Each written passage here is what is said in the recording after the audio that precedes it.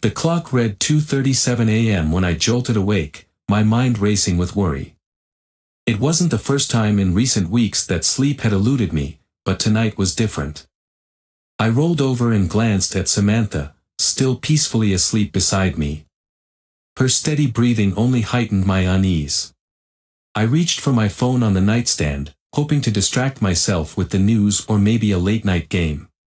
But then I saw it, a message from an unknown number. My heart skipped a beat as I opened it and saw a video link. It wasn't the first time I'd received something like this, but this time, my gut told me it was significant. I hesitated for a moment, but then curiosity and a gnawing sense of dread drove me to tap the link. The video began to play, and my breath caught in my throat. There she was, Samantha, her face lit by the glow of her laptop screen. Her hair was disheveled, and she wore a silk robe that slipped open just enough to be suggestive. The man on the other end of the call was someone I didn't recognize. He was leaning back in a chair, smirking with an air of intimacy that I had never seen before. "Come on, Sammy," the man said, his voice a low, sultry murmur. "Tell me more about what you're wearing." Samantha giggled, her voice soft and flirtatious. "You know, I'm just wearing this robe, and nothing else." I felt like I was going to be sick. Each word they exchanged felt like a punch to the gut. I wanted to look away, but I couldn't.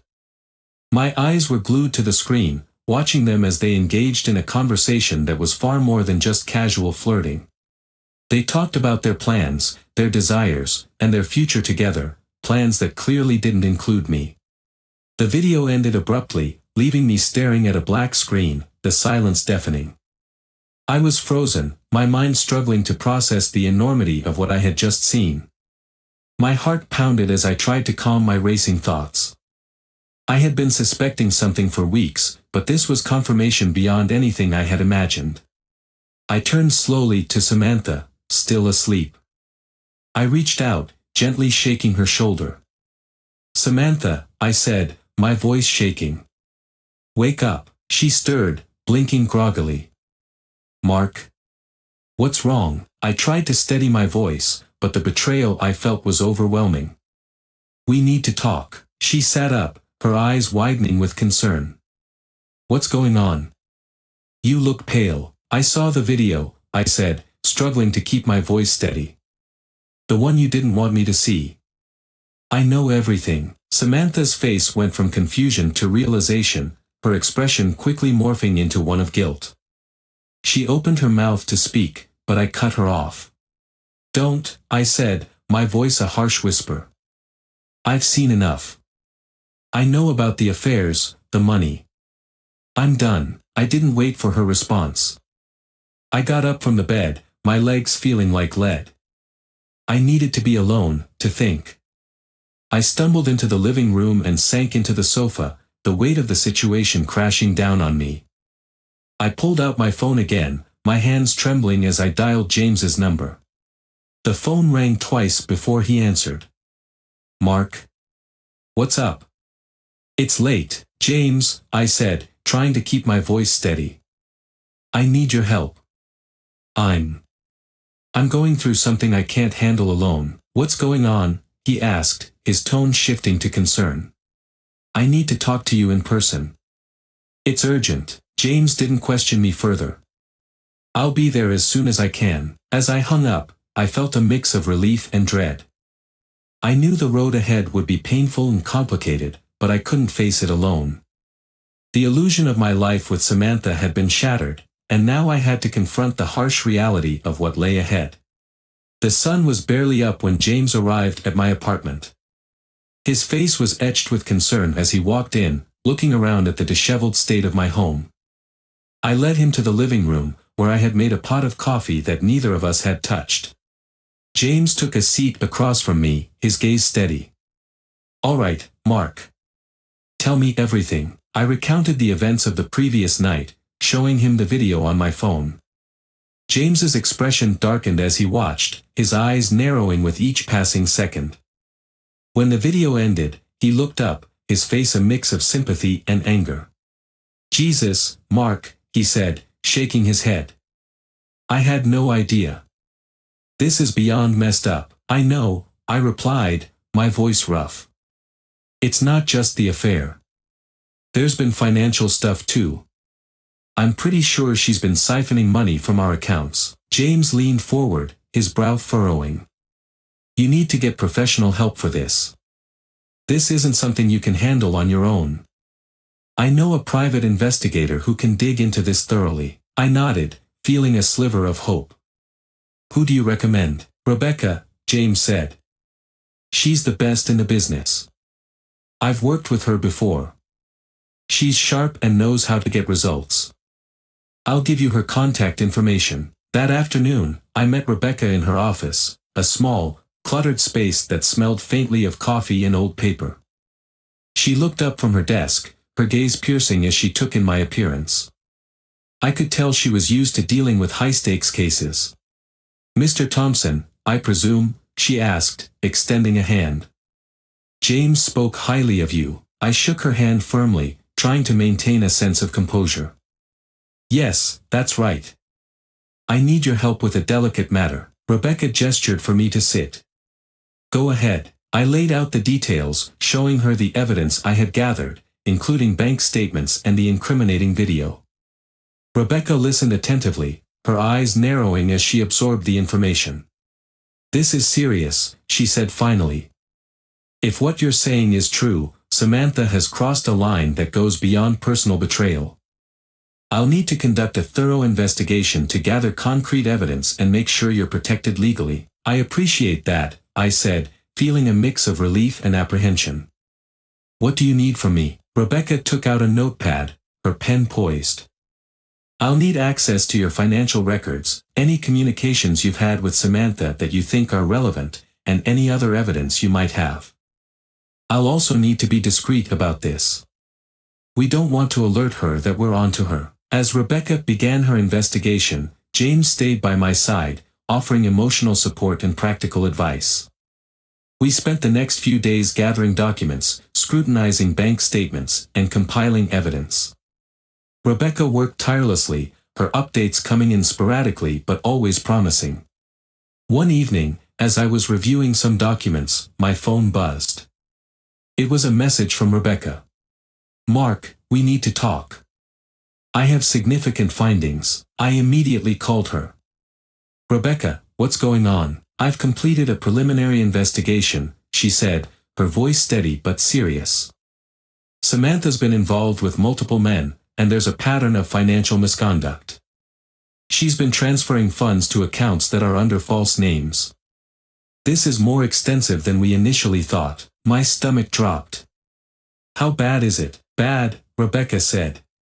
I've also found evidence that some of your business associates might be complicit in this. It's a tangled web, but we can untangle it. The most important thing now is to prepare for the legal battle ahead. I took a deep breath, feeling the weight of the situation bearing down on me. What should I do next? Secure your assets and prepare for the worst, Rebecca advised. I'll continue gathering evidence and will update you as soon as I have more information. In the meantime, you need to stay focused and keep your emotions in check. As I hung up, I looked at James, who had been listening intently. It's worse than I thought. Rebecca's found evidence of more affairs and financial mismanagement. Plus, there might be a connection to my business. James's expression hardened. You're going to get through this, Mark. We'll make sure Samantha doesn't get away with this. You've got my full support. Thanks, James, I said, feeling a surge of gratitude.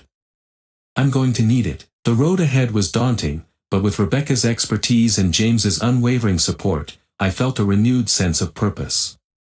It was time to take control of the situation, gather the remaining evidence, and prepare for the confrontation that would determine the course of my future. The day of the confrontation arrived like a storm, looming over everything.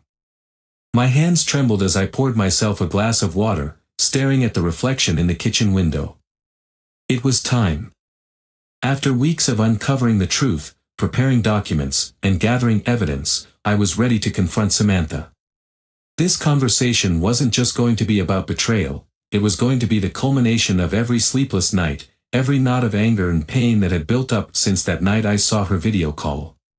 I took a deep breath, clutching the file Rebecca had helped me prepare. Inside was everything I needed, the evidence of her affairs, the financial misconduct, the tangled web she'd spun behind my back. As I stood there, the front door clicked open. Samantha had returned home from her weekly yoga class, her face flushed with post-workout ease. She walked into the living room, tossing her gym bag carelessly on the couch. "Hey," she said casually, not noticing the tension in the air. "What's for dinner tonight?" I stared at her for a long moment, trying to grasp how she could act so normal, so unaffected, when my entire world had crumbled because of her. She was wearing a thin smile, her hair tied up in a messy bun, as if she hadn't been sleeping with other men behind my back. "We need to talk," I said, my voice more composed than I expected.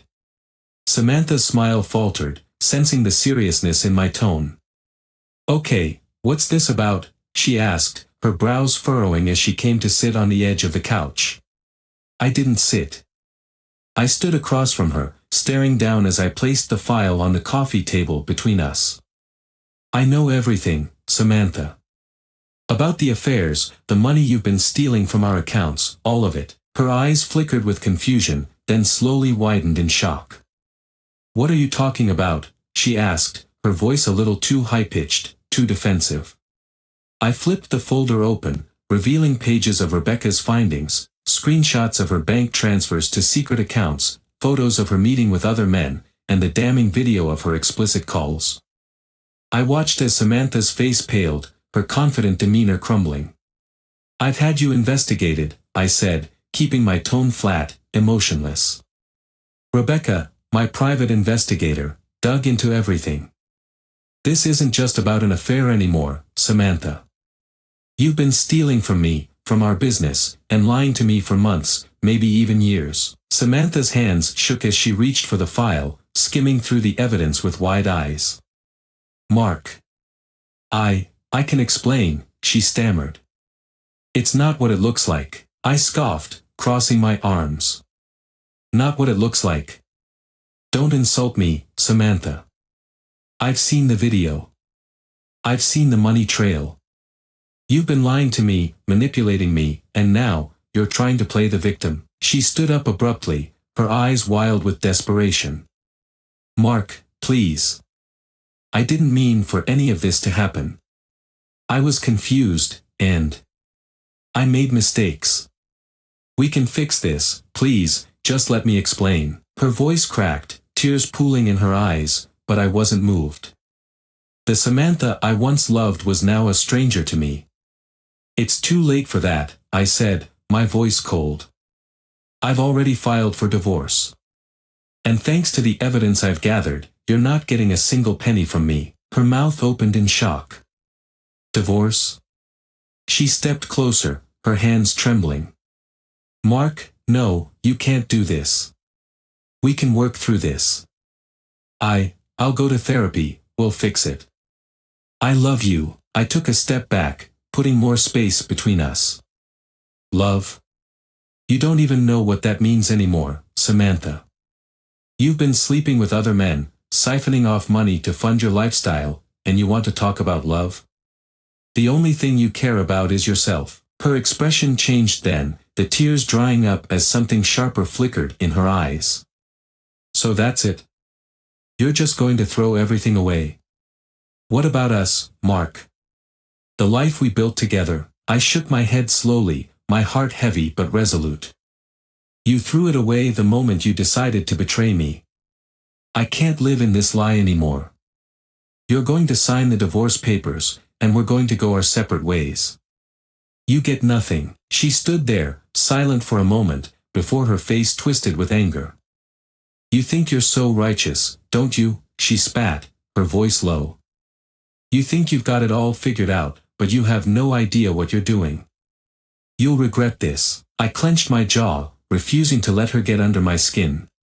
"The only thing I regret is not seeing the truth sooner." She glared at me, her fury evident, but I didn't care anymore.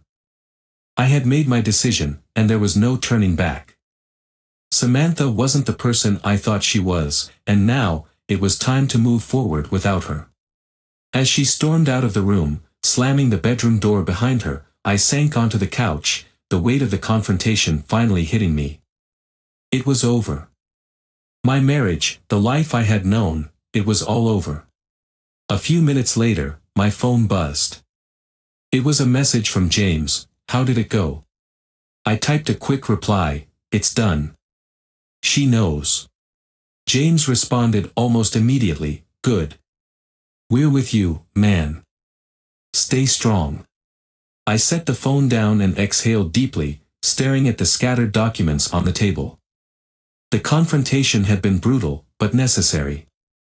There was no going back now.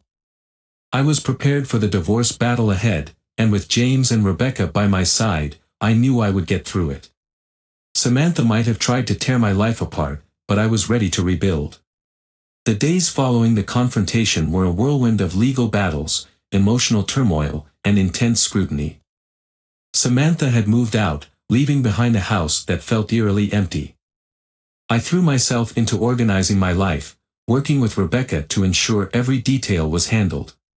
The divorce was in progress, but the depth of Samantha's betrayal and the discovery of her financial misconduct had left a lasting impact.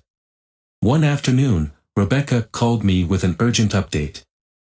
I was in my home office, surrounded by piles of documents and legal briefs, when my phone buzzed. Seeing Rebecca's name on the screen, I answered immediately. Mark, we need to talk. Rebecca's voice was tense. I've uncovered something major. Is it about the divorce? I asked, bracing myself for more bad news. No, she said, her tone grim.